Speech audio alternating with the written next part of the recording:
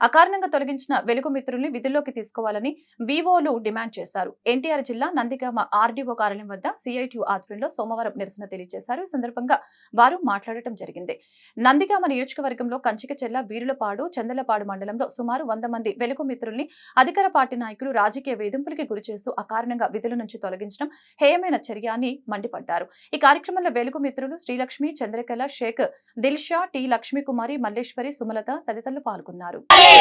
నందిగామ నియోజకవర్గంలో విధుల నుంచి తొలగించిన ఈవోలను వెంటనే తీసుకోవాలి. నందిగామ నియోజకవర్గంలో ఈవోలను వెంటనే తొలగించిన రాజకీయ కక్షతో తొలగించిన ఈవోలను వెంటనే విధుల్లోకి తీసుకోవాలి. తొలగించిన ఈవోలను వెంటనే తీసుకోవాలి. నందిగామ నియోజకవర్గంలో విధుల్లోకి ఈవోలను వెంటనే తీసుకోవాలి. నందిగామ నియోజకవర్గంలో 4 మండలాల్లో వివోఏలకు పనిచేస్తున్నాం. మేము 10, 15, 20 సంవత్సరాల నుంచి చేస్తున్నాం. జీతభత్యాలు లేకుండా చేస్తున్నాం. మమ్మల్ని ఈ గవర్నమెంట్లో వచ్చి రాతలకి 4 రోజులు 2 నెలలు అవుతుంది. మమ్మల్ని తీసేశారు. కారణం చెప్పకుండా కూడా తీసేశారు. 4 నెలల నుంచి కూడా మాకు వేతనాలు ఆగిపోయినాయి. వివో సమక్షంలో జరగాల్సిన మొత్తం రాజకీయ కుట్రతో వాళ్ళ ఇష్టమైన గ్రూపులతో సభ్యులతో సంతకాలు పెట్టించుకొని తీసేస్తున్నారు. మాకు కారణాలు కావాలి. మమ్మల్ని విధుల్లోకి తీసుకోవాలి.